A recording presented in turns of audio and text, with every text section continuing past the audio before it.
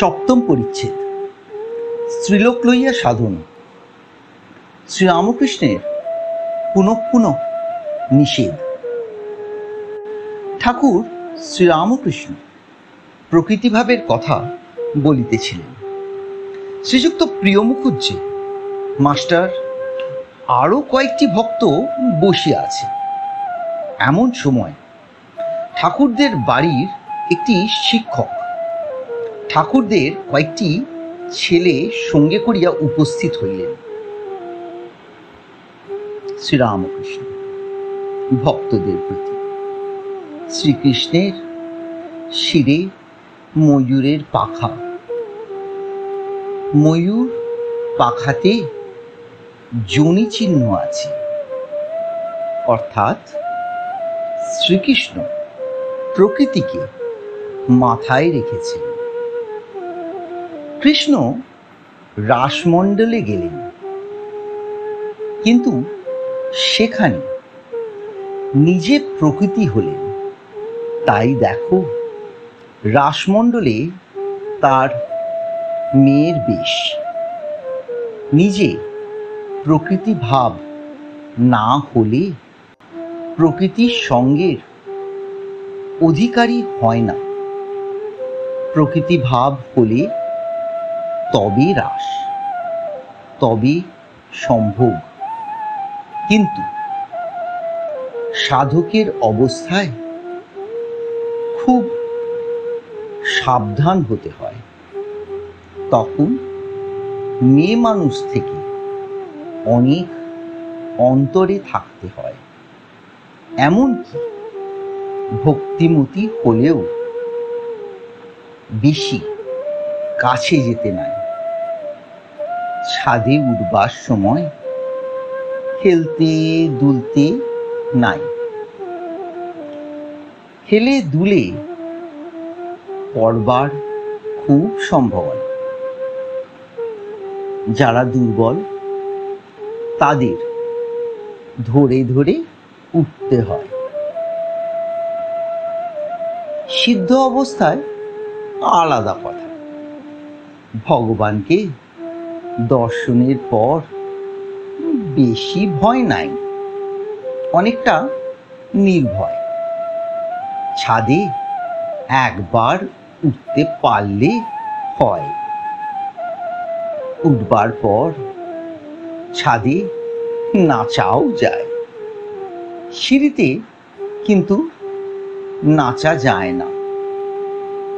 আবার দেখো, যা ত্যাগ করে গেছি, ছাদে উঠবার পর তার ত্যাগ করতে হয় না। ছাদও ইট, চুন, সুরকির তৈরি। আবার সিঁড়িও সেই জিনিসে তৈরি।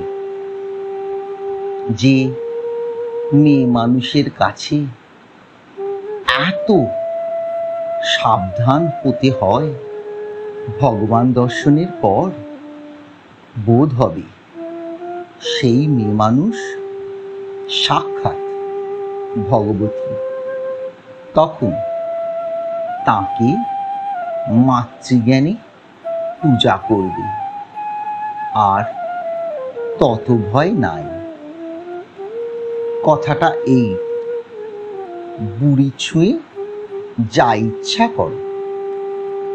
ধ্যানযোগ ও শ্রীরামকৃষ্ণ।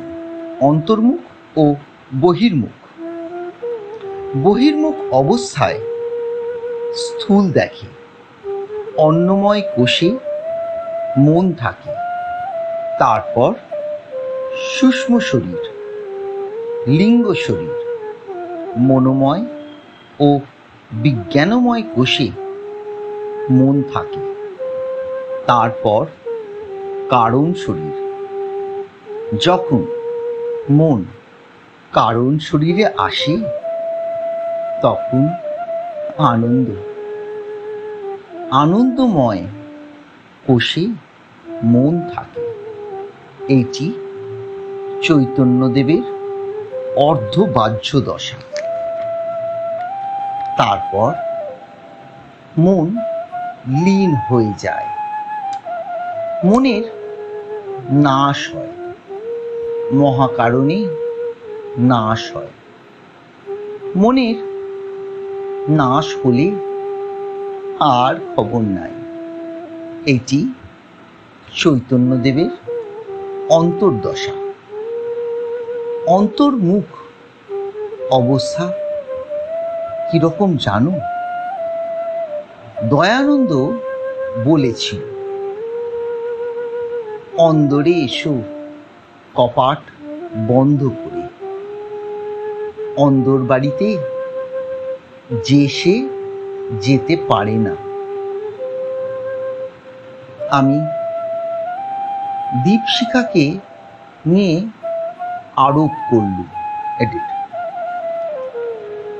আরোপ করতুম, লালচে রংটাকে বলতুম স্থূল, তার ভিতরে সাদা সাদা ভাবটাকে বলতুম সূক্ষ্ম, সব ভিতরে কালো খড়কের মতো ভাবকে বলতুম কারণ শরীর। ধ্যান যে ঠিক হচ্ছে তার লক্ষণ আছে। একটি লক্ষণ, মাথায় পাখি বসবে, জ্বর মনে করি। পূর্ব কথা, কেশবকে প্রথম দর্শন 1884, ধ্যানস্থ, চক্ষু চেয়েও ধ্যান হয়। কেশব সেনকে প্রথম দেখি আদি সমাজে, তাকের বেদির উপর কজন বসেছে, কেশব মাঝখানে বসেছে। দেখলাম যেন কাষ্ঠবৎ। সেজবাবুকে বললুম, দেখো ওর পাতনায় মাছ খেয়েছি। ওই ধ্যানটুকু ছিল বলে ঈশ্বরের ইচ্ছায় যেগুলো মনে করেছিল মান টানগুলো হয়ে গেল। চক্ষু চেয়েও ধ্যান হয়, কথা হচ্ছে তবুও ধ্যান হচ্ছে। যেমন মনে কর একজনের দাঁতের ব্যামো হয়েছে, কন কন করে। ঠাকুরদের শিক্ষক, আগে ওটি বেশ জানি। হাস্য। শ্রীরামকৃষ্ণ সহাস্যে, হ্যাঁ গা, হ্যাঁ গো, দাঁতের ব্যামো যদি থাকে সব কর্ম করছি, কিন্তু দরদের দিকে মনটা আছে, তাহলে ধ্যান চোখ চেয়েও হয়, কথা কইতে কইতেও হয়। শিক্ষক, পতিতবাবুর নাম তার আছে, তাই ভরসা, তিনি দয়াময়। পূর্ব কথা, শিখরা ও শ্রীযুক্ত কৃষ্ণদাসের সহিত কথা। শ্রীরামকৃষ্ণ, শিখরাও বলেছিল তিনি দয়াময়। আমি বললুম, তিনি কেমন করে দয়াময়? তা তারা বললে, কেন মহারাজ, তিনি আমাদের সৃষ্টি করেছেন, আমাদের জন্য এত জিনিস তৈরি করেছেন, আমাদের মানুষ করেছেন, আমাদের পদে পদে বিপদ থেকে রক্ষা করছেন। তা আমি বললুম, তিনি আমাদের জন্ম দিয়ে দেখছেন, খাওয়াচ্ছেন, তা কি এত বাহাদুরি? তোমাদের যদি ছেলে হয়, তাকে কি আবার বামুন পাড়ার লোক এসে মানুষ করবে? শিক্ষক: আজ্ঞা, কারু ফস করে হয়, কারু হয় না, এর মানে কি? লালবাবু ও রানী ভবানীর বৈরাগ্য: সংস্কার থাকলে শতগুণ। শ্রীরামকৃষ্ণ: কি জানো, অনেকটা পূর্বজন্মের সংস্কার, অনেকটা পূর্বজন্মের সংস্কারেতে হয়। লোকে মনে করে হঠাৎ হচ্ছে। একজন সকালে এক পাত্র মদ খেয়েছিল, তাতেই বেজায় মাতাল, ঢলাঢলি আরম্ভ করল। লোকে অবাক, এক পাত্রে এত মাতাল কি করে হলো? একজন বললে, ওরে, সমস্ত রাত্রি মদ খেয়েছি। হনুমান সোনার লঙ্কা দগ্ধ করল। লোকে অবাক। একটা বানর এসে সব পুড়িয়ে দিলে, কিন্তু আবার বলেছি। আদত কথা এই, সীতার নিঃশ্বাসে আর রামের কোপে পুড়েছিল। আর দেখো লালবাবু, এত ঐশ্বর্য, পূর্বজন্মের সংস্কার না থাকলে ফস করে কি বৈরাগ্য হয়? আর রানী ভবানী মেয়ে মানুষ হয়ে এত জ্ঞান ভক্তি। কৃষ্ণদাসের রজগুণ, তাই জগতের উপকার। শেষ জন্মে শতগুণ থাকে, ভগবানের মন হয়, তার জন্য মন ব্যাকুল হয়। নানা বিষয়কর্ম থেকে মন সরে আসে। কৃষ্ণদাস পাল এসেছিল, দেখলাম রজগুণ, তবে হিন্দু, জুতো বাইরে রাখলে। একটু কথা কয়ে দেখলুম ভিতরে কিছুই নাই। জিজ্ঞাসা করলুম, মানুষের কি কর্তব্য?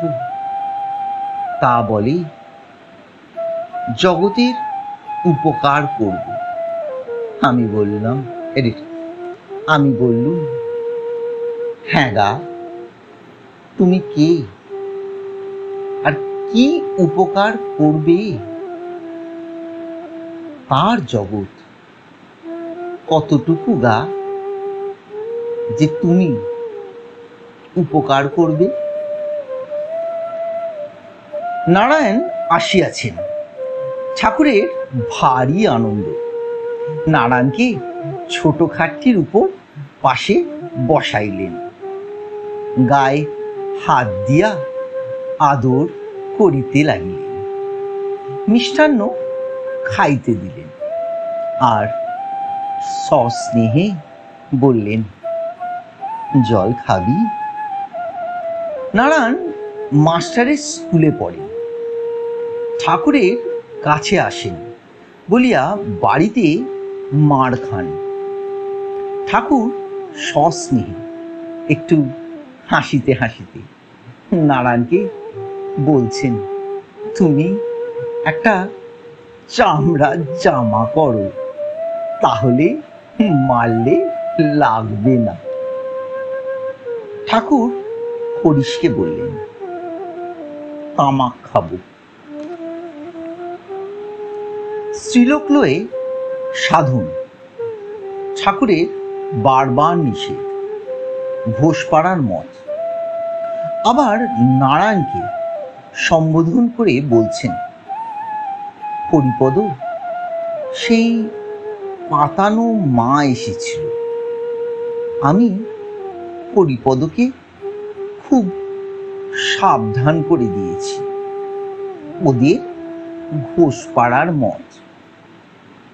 আমি তাকে জিজ্ঞাসা করলুম, তোমার কেউ আশ্রয় আছে? তা বলে, হ্যাঁ, অমুক চক্রবর্তী। শ্রীরামকৃষ্ণ মাস্টারের প্রতি।